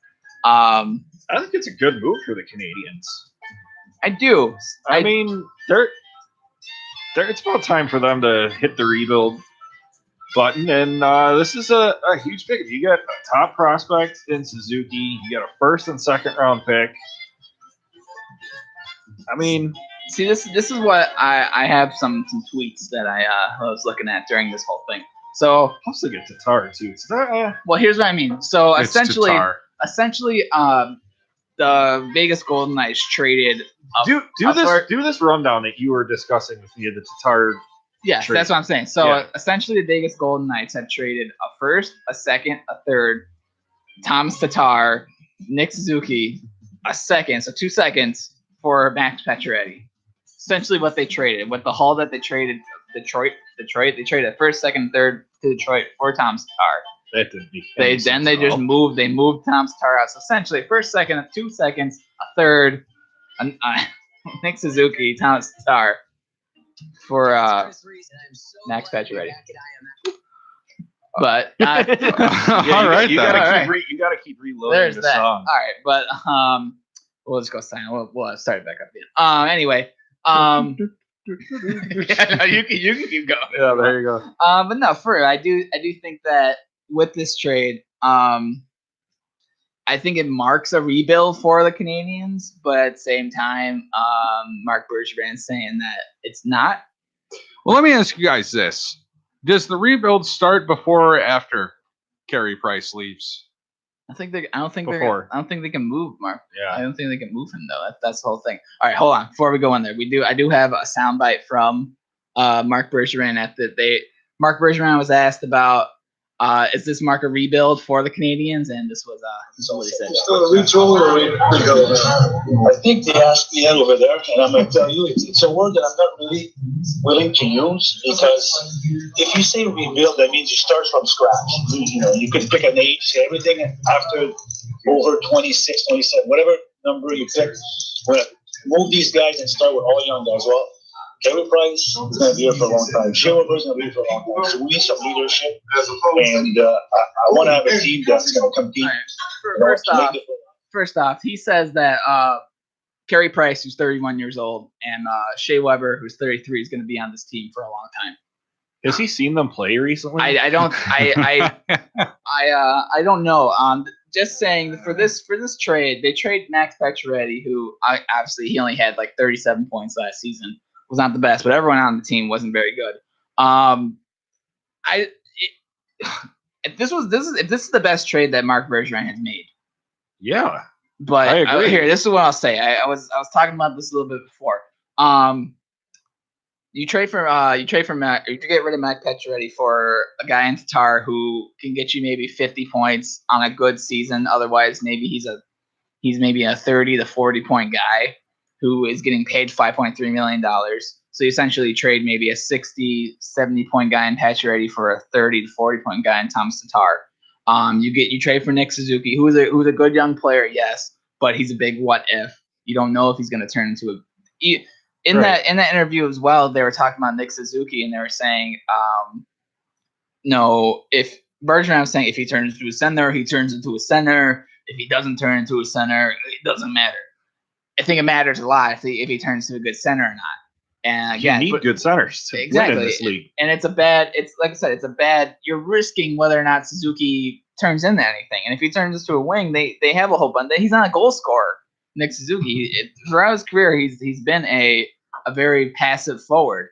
And I'm not impressed with what they got back from him. Again, for Pacioretty, who scores 30 goals a season, you're trading again for a 30, 40 point guy, a maybe prospect in Suzuki, and a second round pick. I really don't think if that's the best trade that Bergevin has made so far. Obviously, his list of trades is horrible. I can't remember if we discussed this a while back, but how did you feel about them getting Max Domi? That's the same thing. Why you trade? You need goal scorers, and you trade for a guy who had 9 goals. You only have 45 points. You trade a guy in Galchenyuk who had 27 goals, or anything. He didn't have a good season this year. He only had 20. But he has scored 30 goals prior in his career, and it just doesn't make sense. Do you think maybe he's trying to change the culture there in that dressing room a little bit? Max Pacioretty wanted to be traded. You obviously don't want a captain who wants to be out of there, and I think he's trying, but at the same time, I don't think it's a culture thing. I think it's just, dude, your team sucks. Yep. You don't have any guys who could score goals. Who can you guys name? He hasn't drafted well since he's been the GM. Who's going to score goals in Montreal right now? Andrew Shaw. All right, Andrew Shaw, but his career, hypothetically, he's good for about 5. Yeah, maybe if that. But even so, Shaw was like a 15 to 20 goal scorer at times with the Hawks. Yeah, but no one scores in Montreal. That's what I mean. You have Domi who's a playmaker. Drouin, he gets 54 points, but he's not a center. I mean, he scores goal. Okay, you have Drouin. We have Drouin, right? We're all agreeing Drouin can score something? Yeah. Okay, Drouin. Who else? Yeah, very silent. Exactly. I'm drawing a blank. That's what I'm saying. Shea Weber. Yeah, but even he's out till December. And the thing was, too, in that interview when they were talking with Bergevin, they were like, he was like, oh, we don't need to rush Weber. If he comes back, he comes back. You're not going to be in the playoffs next season, man. No. Why would you expect them to be in the playoffs? So is my question. It's ridiculous. And they didn't get a good haul for Pacioretty. That's not a good trade. And it's not a good trade. I don't like that trade. And overlooking this whole thing too is Carey Price was hurt twice last year. When he was healthy, he had 903 save percentage. Yeah, the guy was horrible. The guy was one of the worst goaltenders in the league, and they don't have a good defense. Essentially, they've gotten rid of who they got? Subban, Pacioretty, Sergachev, I can't. There's probably many others. Of guys they've gotten rid of. Guys they got. Galchenyuk. I have a picture of it, but there's I did do. I forgot where it was. Oh, here we go. So they've got rid of Subban, Sergachev, Alex Galchenyuk, and Max Pacioretty for Max Domi, Drouin, Shea Weber, Tom Tatar, and Nick Suzuki. How does this guy still have a job? I don't See, understand. here's the other thing that I wanted to bring up too is at least maybe now that he's I can't really say that either because Galchenyuk was young. Some of his trades, not only when you look at like the PK Subban for Shea Weber trade, that didn't necessarily make sense. You look at some of these guys he brings in like Shaw, Weber, guys that are slow, bigger guys. Granted, they play a physical game, but then he goes out and gets like Jonathan Drouin because he traded Suber for Shea Weber, man.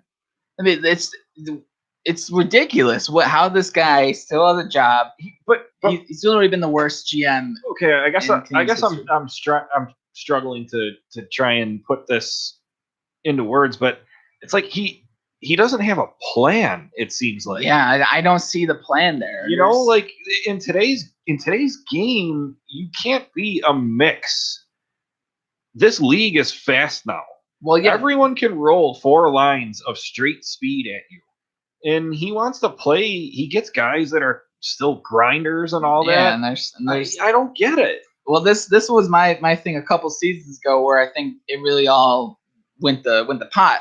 I have a lot of friends who are Montreal Canadian fans, and you had Markov, who had been there forever. He was still getting you points, made 40 points, is a very good defender. You still had Subban at the time, and I mean you had Galchenyuk, who was like 22. Pacioretty was still scoring you goals. And literally, they had Radulov too at the time. Yeah. And I mean, all you had to do was that's another thing. All you had to do was keep Markov there. You could sign Markov and you could sign Radulov. Keep those two guys, and you still have a really good scoring depth between Galchenyuk, Radulov. You have Markov scoring you 40 points. Subban's going to get you like 50, 60 points. You have Carey Price, who's one of the best goaltenders in the league.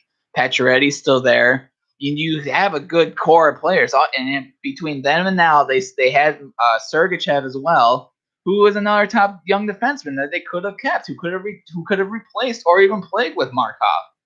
I'm not saying the Russian thing's a big thing, but at the same time, it's like you had a solid core, man, and you just threw it away for nothing. A lot of hockey pucks and a Zamboni. He's ridiculous. They say too that in sports are copycat leagues that, they try and take things away from teams that are winning championships. Bergevin got hired away from the Hawks. He was Stan Bowman's assistant GM for a bit. Kevin Cheveldayoff got hired away to the Thrashers at the time after the 2010 Cup from the Hawks front office. And you're finally starting to see now the Jets are putting it all together. They've got a lot of great young players and all that. They're going to be a force in this league for a while. What has Bergevin done in Montreal? Bergevin was gifted with a good team. He was gifted with a team that was coming that, besides the one season that, when did he left the Hawks, 11, 12? Around there? Yeah, roughly. Let's just say 11, 12. That was the season that they drafted Galchenyuk. I learned something new today.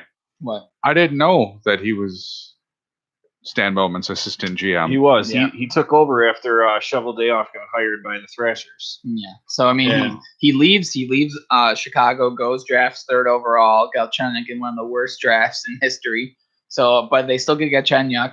The team continues to make the playoffs for the first 5 years of his tenure. He signs an 8-year extension, but then just as soon as a hint of a pressure happens on him, he moves Subban for Weber, and it's ridiculous, man. It's absolutely ridiculous that you would trade a 25-year-old player. No, he's like 26-year-old player for a 30-year-old defenseman. Yeah. 30. It just blows my mind that you would do that.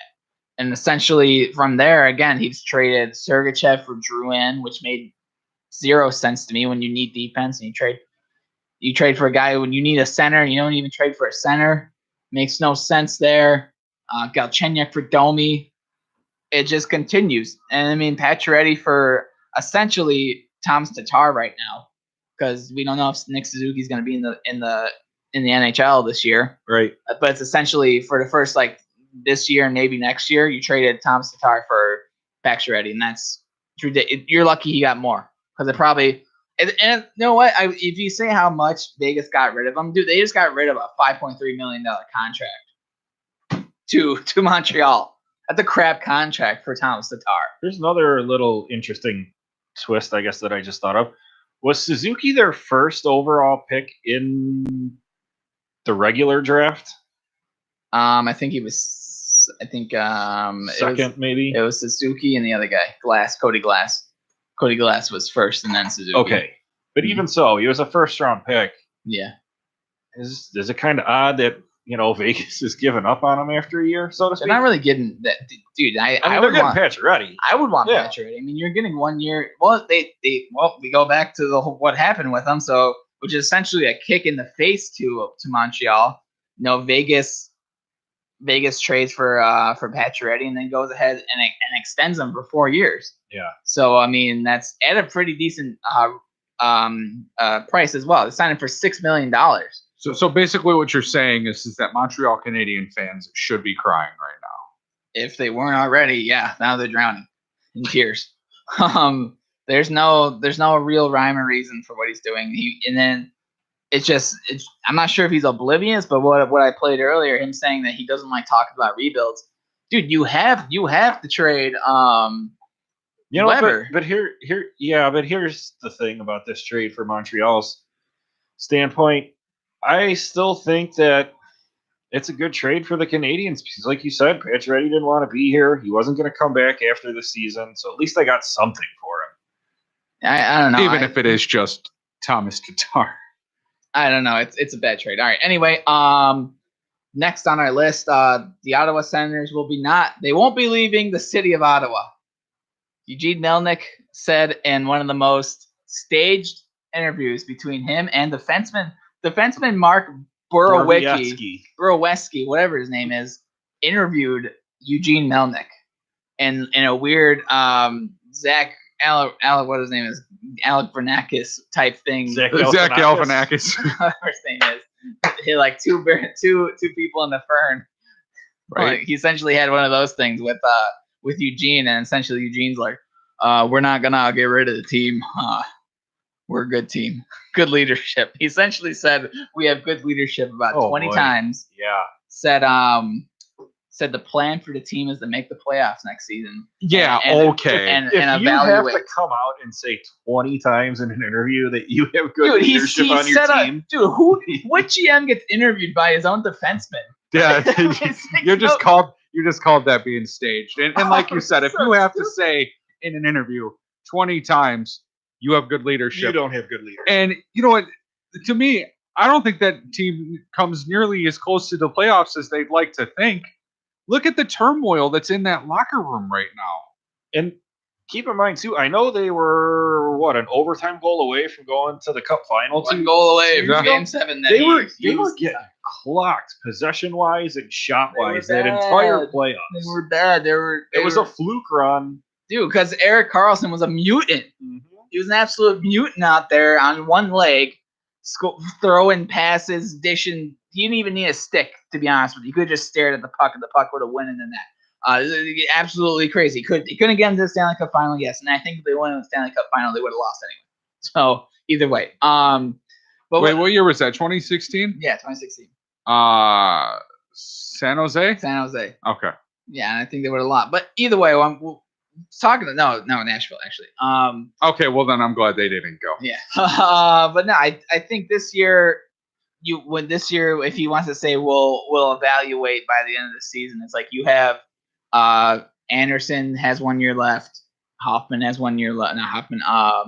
Karlsson has 1 year left. Stone has 1 year left. Duchesne has 1 year left. That's essentially your leadership core that you're saying is so good. We have great leaders that want to leave after this year. Well, Duchesne's making a very good argument on wanting to stay. I think he said he had an interview a week or two ago where he was saying that he wants to see. He talked to Stone. He talked to Karlsson, saying he wants to see where everyone else is before he signs a contract. But the contract's there for Duchesne. He just wants to see whether or not Stone. If Stone signs with the Senators, Duchesne stays. I think Anderson's still gone. Anderson's old too. Did he say that in an interview with the GM? No, he didn't. It's so I can't get up. What's funny is that it's Burowicki or Burkowski, whatever you said his name is. That guy. He said that him and Mark are just chilling out in this lot. Like he has track pants on. Melnick has like jeans and this like Ottawa Senators like overcoat. He's just chilling. He's straight up just chilling. He's dancing. He's like, yeah, man, we can get out there and have a good team. Like how unconfident are you in yourself and your team that you have to go out there and stage it with your 7th defenseman? Like, are you kidding me, man? Like, that's such a joke. I can't get over that. No one's talking about it either. Which is 7th defenseman. That's funny. Well, it's funny. Well, during the interview too, what's his name? How do you say his name? Borowiecki. That guy. He says he's like, yeah, I remember getting sent down up and down. He's just looking at Melnick like, you're not paying me enough for this. Like, oh, it's such a cringe. It's such a cringe. Borowiecki's only around because he can fight. It's such a cringe interview. If you get a chance, look it up. It's on Twitter only, which is also weird. It's not on their website. It's not on their YouTube page. It's only on their wasn't posted on their Twitter either. It is. It's just on their Twitter. Twitter only, not on their website. I'm gonna look at this when we get off the air because that's just ridiculous. It's absolutely it's nuts. I can't get over how bad this is. All right. Anyway, that's that. I don't know. What do you guys think? What do you think is the future? What do you think? If you took over the GM spot of Ottawa right now, James, what would be your first move? Quit. Yeah. First of all, they'd have to pay me a lot of money to take that job. Here's the thing. I mean, I guess if there were to be a new GM that could bring fresh ideas maybe to the organization, you're going to have your leadership want to stay past next year. Yeah. I'm going to say this already. Carlson's gone. There's no doubt in my mind. Where do you move Carlson? If you have one of the best defensemen in the league, like hands down one of the best defensemen in the league when healthy.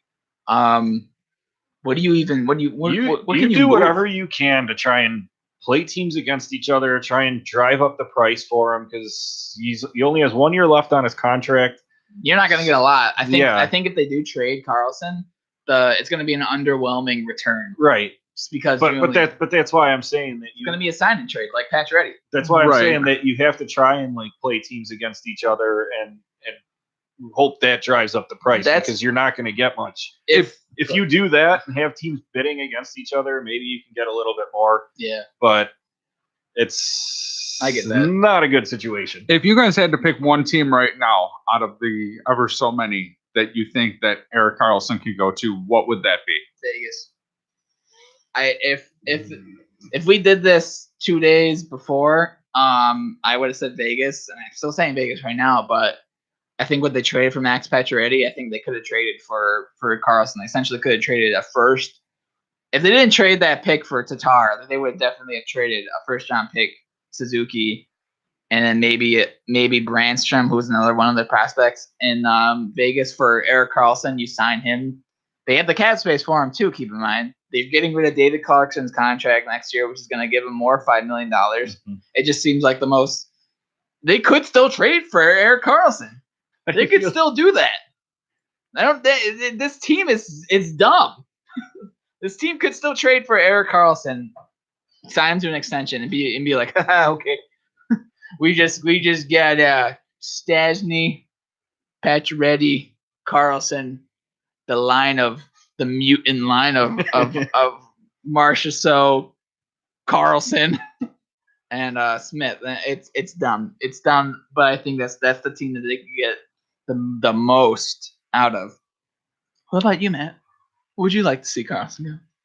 Vancouver. Oh, no. Dude, God, no. Up to Vancouver for you. I would love to see him play for the Hawks. I would too, but I'm being realistic. Yeah. Plus, Jesus Christ, that was sad, but I'm being realistic. Well, plus it seems like Stan Bowman doesn't want to do anything to upgrade the roster this summer. So No. you know, Yeah, I don't know. If there was another team that has the prospects and has the picks. What about Dallas? Dallas was They're supposedly in contention this summer when They talks don't- were heating up. So They didn't want to trade Heiskanen.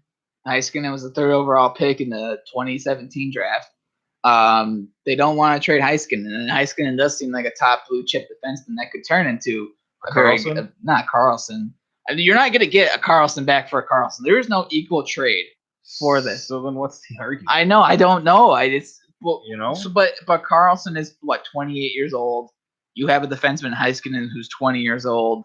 I mean, yeah, but you're trying to win now if you're but Dallas. I know that's what I mean. It's hard to trade those kind. If you were in Dallas's position with the Hawks, say the Hawks are who's the guy that they got in the draft? Boquist. Say Boquist is like one of the best young defensemen in the league, and you're ready to you want him on your team. 20 years old. Are you going to trade 20-year-old Boquist who could become a really good defenseman for Erik Karlsson, who has 1 year left and is 28 years old? No. It's a hard decision to make. It's easy for us to say, hey, let's just trade all these young guys for one of the best defensemen in the league. Yes, it's easy to say You that. do it if you could work out a contract extension right away. Yeah, but Sign him to an 8-year deal. Yeah, okay, but then at the same time, you have Heiskanen who was like a $900,000 contract for 3 years versus like a $12 million player who's 28 years old. It's hard to tell you that you have to do that kind of thing. But I don't know. That's just what I think for there. If they can sign Stone, there's Stone there. Stone's gone. I think he just walks. I think he declines all trades and is like, screw you, Ottawa. Yeah, right. I think he's essentially Which I wouldn't blame him. Yeah, I don't know. That's a whole nother story. But I definitely don't. I don't know. Ottawa's a very Ottawa's still a weird team where you can't peg who's good and who's really not all. Do you think Ottawa makes the playoffs next year? Not a chance. In the words of Reverend Buckwinkle, hell no to the no. Yeah. All right, this has been the Backscape Cantina. If you like this video, please leave a like. If you really like this video, subscribe. We'll see you on the next one. This has been Backscape.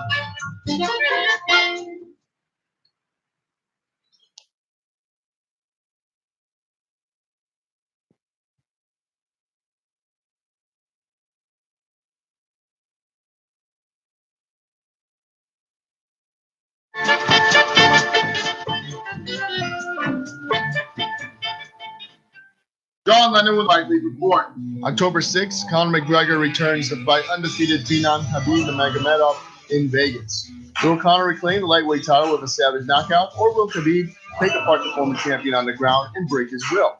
For all updates on this, predictions for every UFC, Bellator, PFL, LFA, and Invicta FC, plus the most coverage of regional MMA than anywhere else. Listen live Tuesday at 12 p.m. only on ChicagolandSportsRadio.com. The king is back. That's right, wrestling fans. SummerSlam just ended. The Rising Feminist Wrestling Show is covering WWE, Impact Wrestling, New Japan Pro Wrestling, Lucha Underground, and Ring of Honor, especially with All In happening this weekend. It is all about the truth when it comes to promos, wrestling, and Rowdy Ronda Rousey. I mean, the actual wrestlers. The Rising Feminist Wrestling Show is not about the highlights. It is all about the facts when it comes to professional wrestling. So come join me, Stephanie, aka the Feminist Voice of Wrestling, every Friday from 12 to 2 on Chicagoland Sports Radio. On September 8th, it's on in Dallas. Tyron Woodley defends the UFC welterweight title against Darren Till at UFC 228. Will the Brit come out victorious and bring the title back to Liverpool? Or will the chosen one retain his title in only his 4th title defense in 2 years? Also featuring UFC Women's Flyweight Champion Nico Montano defending her title for the first time against Bullet Valentina Shevchenko. Join us at Green Street Local for the official UFC 228 Fight Leader Report remote podcast. Say it what now? Last time on the K-Train Show. What do you think was on JR's mind? And he knew what the question meant. Oh, yeah. He knew what the question meant. I can read his mind. You sitting up there with Charlie Brown's shorts on and a suit. Listen to Kevin Tregoning and my new partner. Is heavyweight champion of the world.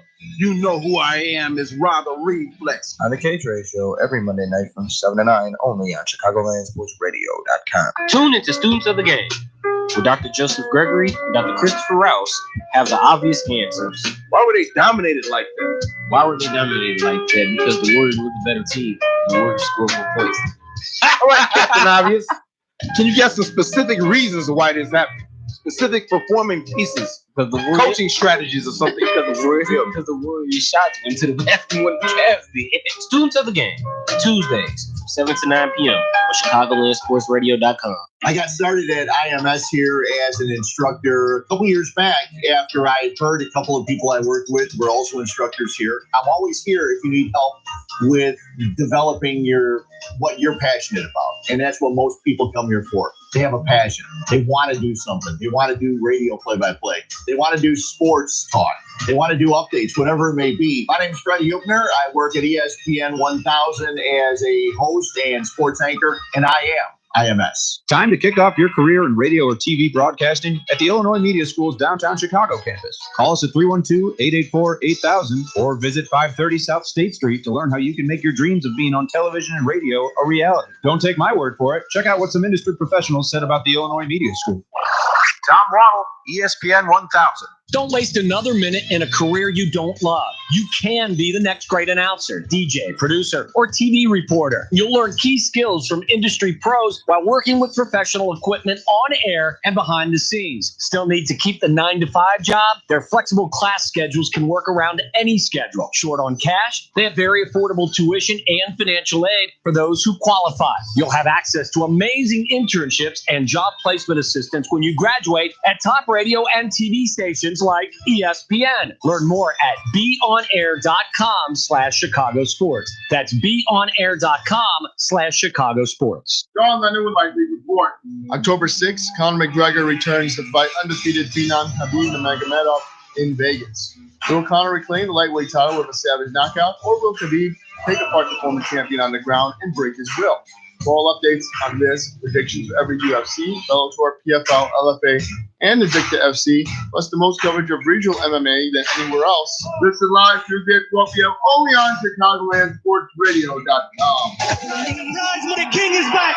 That's right, wrestling fans. SummerSlam just ended. The Rising Feminist Wrestling Show is covering WWE, Impact Wrestling, New Japan Pro Wrestling, Lucha Underground, and Ring of Honor, especially with All In happening this weekend. It is all about the truth when it comes to promos, wrestling, and Rowdy Ronda Rousey. I mean, the actual wrestlers. The Rising Feminist Wrestling Show is not about the highlights. It is all about the facts when it comes to professional wrestling. So come join me, Stephanie, aka the Feminist Voice of Wrestling, every Friday from 12 to 2 on Chicagoland Sports Radio.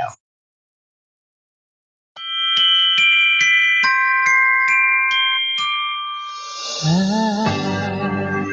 don't want a lot for Christmas. There is just one thing I need. I don't care. Are you serious with this right now? This is the backstage. Did you realize all of the women just like looked and glared at you? Why? What's wrong with the song? It's Christmas time. You know why it's Christmas time? Because it's the time of giving.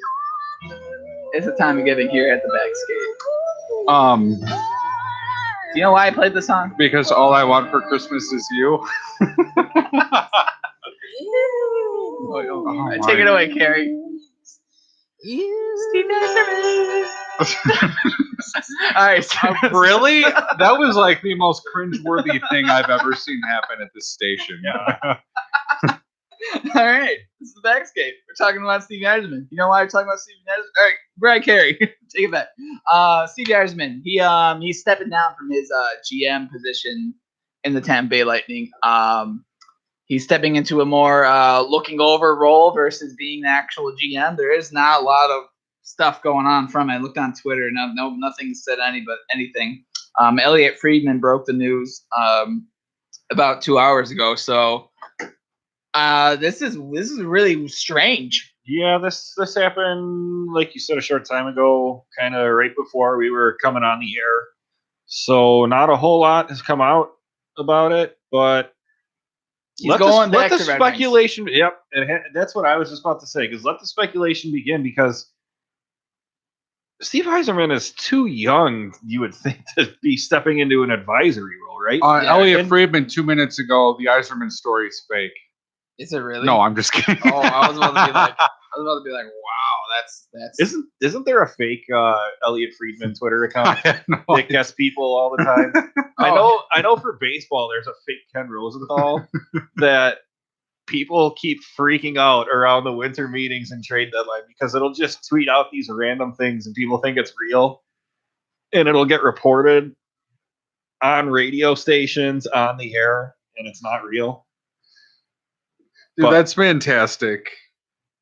Yeah, it's like Frege, HINC or something like that. No, never mind. That's an autism journey page. With the same name, I'm like, sorry, I don't mean to laugh at that, but jeez. Oh yeah, wait. I found there's something. Steve Yzerman actually had a press conference with the team. So here we go. Actually, oh, hold on, I'm playing it. We're playing this the old-fashioned way. Let me load it. Let me load it up. Here, you ready? All right, here we go. It's loading. It's coming. All right, get in there. All right, totally out of left field. I don't think anybody saw this coming. This is Elliot Friedman talking about the Steve Yzerman. The general feeling. Oh, never mind. That connection. Anyway, that's not Elliot Friedman talking about Steve Yzerman anymore. Well, I don't know what's going on. Either way, Steve Yzerman's out from Tampa Bay. It's really weird because they are coming off one of their best seasons in franchise history. They have a really good young core. It's kind of a shock. Obviously, it's a shock to the hockey world that known as one of the best GMs in hockey right now for the deals that he signs with these players and what he does for the Tampa Bay Lightning. For him to step down, there has to be something going on in his personal life for him to have done that, because he hates Tampa and he hates Steven Stamkos. So it can only be one Steve here. I don't know if there's anything going on in his personal life. I just think he's going back to the Wings. Yeah, but that could be. You never know. I think that if he goes back to the Wings are going to get rid of him, and Ken Holland's going to go become the new GM of Seattle, and then Stevie Y comes home and makes the Red Wings fantastic. That's probably not far from the truth. I think that would be what could happen. I think that'd be really cool. I would want to see it. Here's the last paragraph in the hockey news story. The Athletics' Joe Smith and Detroit Free Press's Helene St. James reported Yzerman has informed players that he'll be heading to his home in Detroit, which has inevitably lent itself to talk of Yzerman rejoining the Red Wings. So, but Ken Holland just signed an extension there for 2 years. You know what? I think a 2-year extension. But why would you? But what would be the reason for Steve Yzerman on one of the best hockey teams pretty much ever assembled right now? Yeah. Why would you leave Tampa Bay to go to the Red Wings? Because I know it's your home. I know you played there forever, but why would you? Because he's probably deeply emotionally attached to Detroit, and I think if there's going to be an opportunity for him to take over there, I don't think he wants to pass it up. But if it was me, I would not leave Tampa. I would pass that up. You get to live in Florida all year. Yeah, why would you want to go back to Detroit? You have a phenomenal hockey team. I don't know why you would want to go back to Detroit. Maybe you like Dylan Larkin. I don't know. But what you guys are saying about him wanting to return home, it makes sense. You know, we saw it with Martin Brodeur leaving the St. Louis Blues this year. I don't think it's out of the question that he returns to Detroit. That's way different. How is it different? Brodeur wasn't the GM. Isn't the guy who's been making all these deals and pretty much made the team since 2013? I get what you're saying, but I'm saying it's the same thing from a standpoint. You're going home to a team that you've been with forever. I wonder too if there's like a little of, maybe would you call it like an ego thing at play here too? He's such a great competitor. Maybe he, for whatever reason, is determined to go back to Detroit and turn that franchise around. I just don't. I don't know. My mind just can't wrap around that you would do that. It just doesn't make. It just doesn't. I just cannot commute. My head just doesn't. It doesn't make sense. Why that would happen? But I guess he wants to go back to a bad team. I guess he can go and do that. I don't know. They got a new arena. I mean, what more could you want? A good team. To not live in Detroit. I mean, I know. I'm just saying. I wouldn't want to live in Detroit either, but I'm biased. I'm from Chicago. I mean, I personally, I love the fact that the Wings are in the situation they're in right now. I hope this lasts for a while. So I'm gonna revel in this. Yeah, I don't know. All right. Well, we're talking about bad teams. For the last segment, we are going to talk about teams that missed the playoffs. And do we think they're going to make the playoffs? All right. Okay. We'll start. We'll start in the Western Conference. Arizona Coyotes. They went 29, 41, and 12. Had 70 points. A yay or nay for the playoffs this year? I think they'll be better. I still don't know if they're quite ready for the playoffs. They're about 1 to 2 years away. Yeah. I think they might, just because I think another year of Chalmers, who is still one of the best defensive defensemen in the league. Larson will have a better season.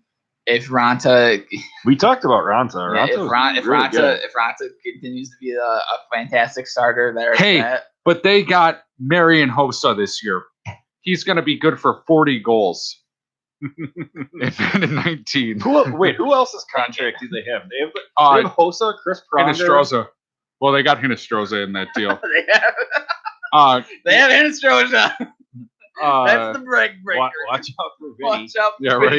Right. Datsuk? Yep, that's it. Hossa, Datsuk, and Pronger. That's gonna be a great, fantastic line. How long was Pronger's deal? If it's still right now, it's already out. Sorry. Oh, it's already out. We're just funny. Yeah, but no, I really think if Dylan Strome can step up as one of their young players, I forget who they got in the draft this year. They got somebody who's decent. Not Rasmus Daly. Not yeah. Maybe they got Kachuk's kid. No, that was Ottawa. Oh, I know what they took. They took that's right. Alex DeAndrea or something like that. Really good center. I don't think he's ready to be in the NHL, but definitely a really good player. I don't think they'll make the playoffs. I think they might, but they might not. I think they're going to be on the cusp, kind of like a Panthers, what they did last year. Yeah, absolutely. Panthers. All right. The next is the Canucks, who win 31, 40, and 11 at 73 points.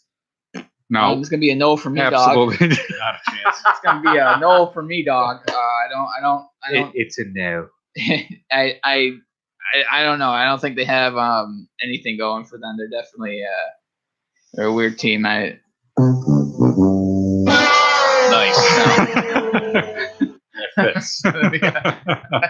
Essentially, no. I mean, they have Elias Pedersen coming into the. I think I said that first name really wrong. It's Elias. I was gonna say Patrick Elias. Wow. Did I say Patrick? Yeah, no, but you said Elias, and that's like immediately where that's where my mind went. I think it is. It's Elias. Yeah, whatever. We'll figure it out. Eventually, he makes the team. We'll figure it out. Well, they have that guy. They have a really good defensive prospect, and some of that guy I can't name. They're not gonna make the playoffs, hands out. They don't really have as bright as an outlook. All right, one of the most controversial teams, the Edmonton Oilers. They went 36, 40, and 6. So I think they make. I think they'll be back. They're gonna make the playoffs. You have McDavid, Draisaitl, Klefbom. They had a historically bad season last year, and they still won 36 games. Is Todd McClellan still their coach? Yeah. Okay, then no. Todd McClellan. Then it's a no for me, dog. But Todd McClellan did have a hard time adjusting to coaching decisions last year. No, I know. When you played Drake on the power play, and they had the worst power play in the league. First they tried it out with Letestu, who had a fantastic year the season prior on the power play, but obviously that wasn't working out for him this year. And then they put on Drake, who only had about 13 goals last season. It just didn't make sense, but they continued to try and grind this out. And they have talent. Like Darnell Nurse is a very talented guy. You got Klefbom. So I know. Can we talk about how awesome of a name that is, Oscar Klefbom?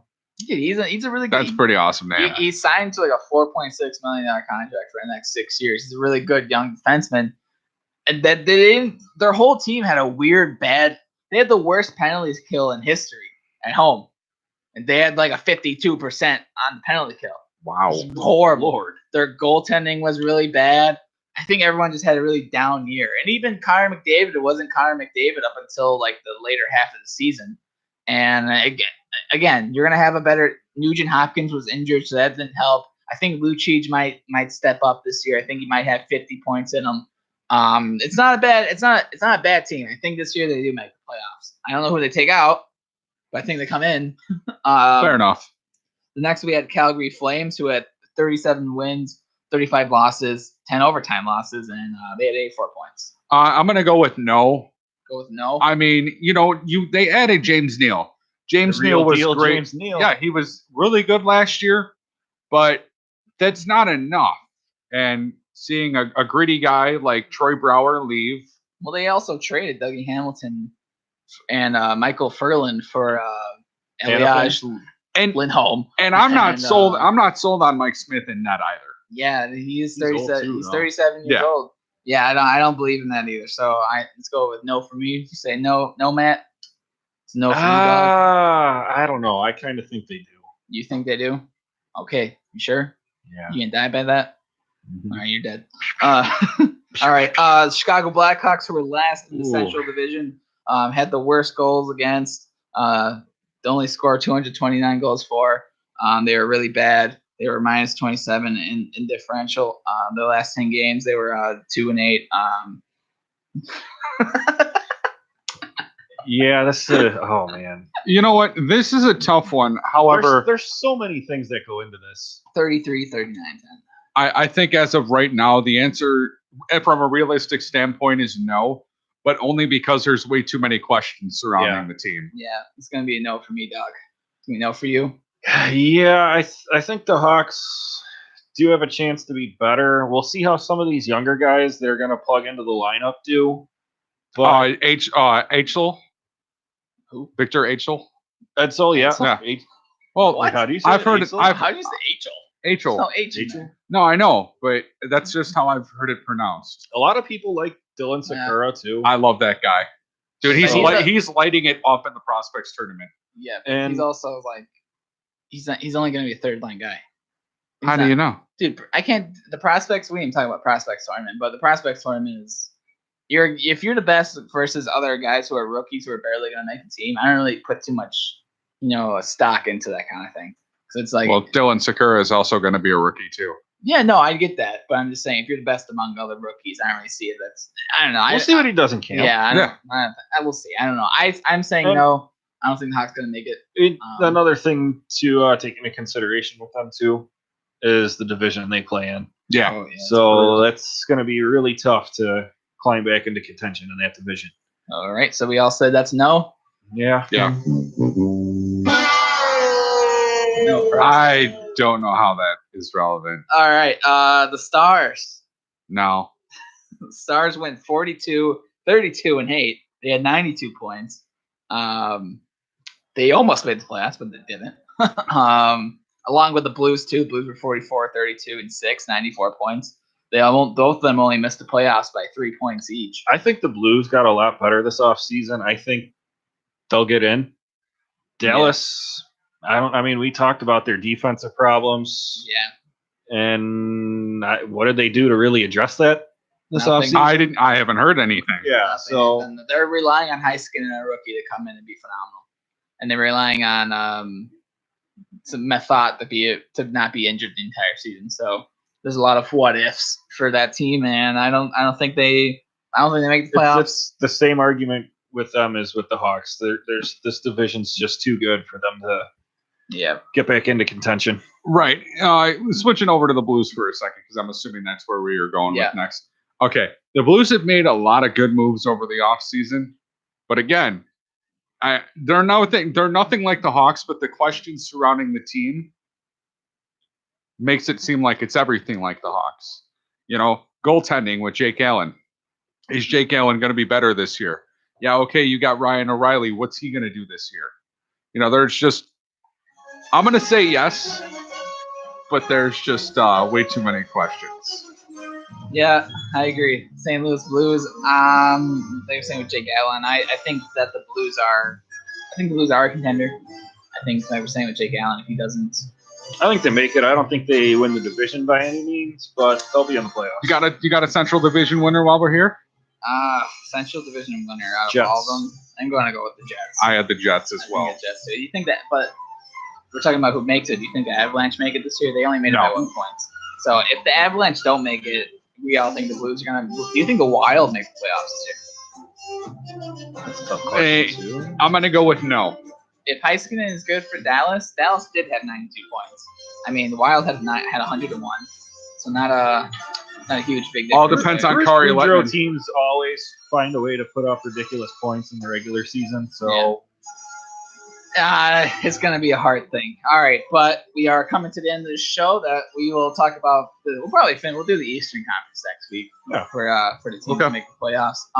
This has been the Bag Skate. You can follow us on Twitter at the Bag Skate. Follow me on Twitter at Nico from T. You can follow James at JD Hicks 88. You can follow Matt at Liska 52. If you like this video, you can leave a like. We really like that. If you really like this video, you can subscribe. We'd love that. And I just want to let you right now. I think I should spell out my last name for our listeners. Yeah, I don't know how to spell that. I spell that really quick. MALYSZKA. And that's it. This has And been the Bag that's, Skate. and that's JDHICKS 88. We're done. Thanks for listening, guys. Thanks. Thank you. Guys. See ya.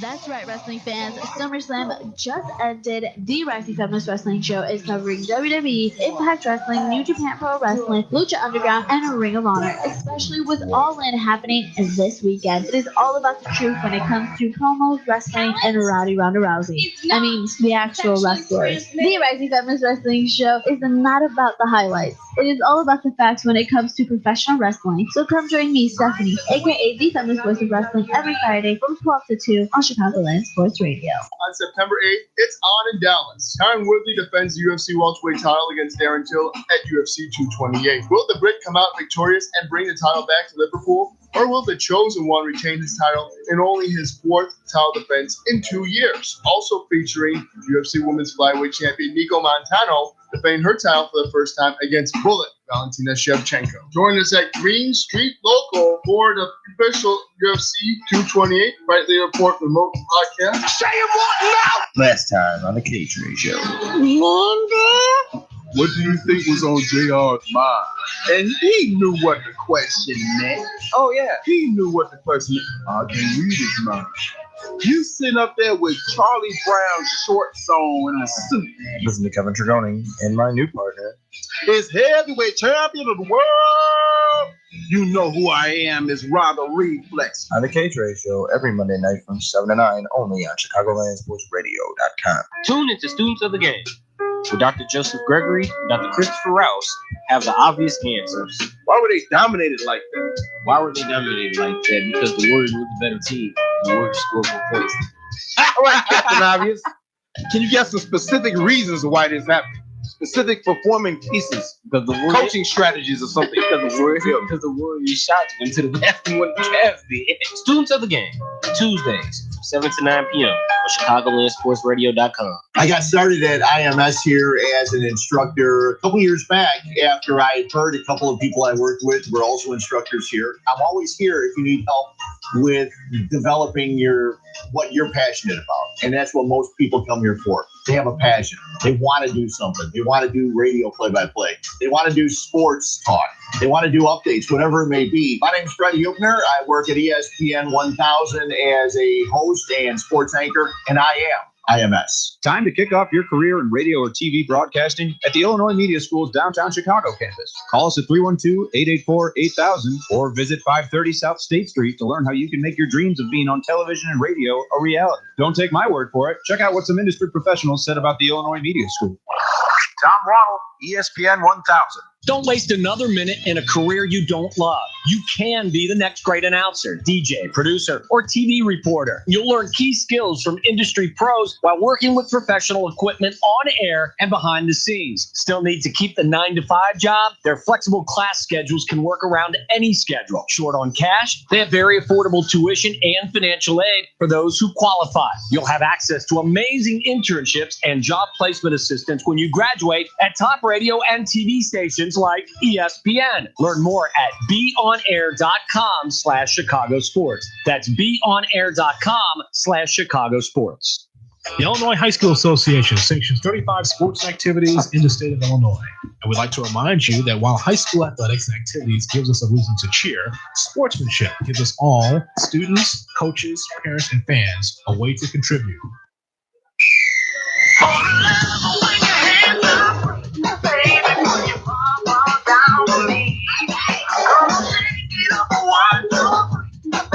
Welcome one, welcome all. We are here at Illinois Tech, the Illinois Institute of Technology. Pete Ferrer alongside Gene Scott here. We got some outstanding weather today. The heat wave has hit Chicago, folks, 46 degrees and rainy. We're doing no national anthem. We're doing no starting lineups because the weather is predicted to get worse. But we are excited to be here on the call as Beloit comes into town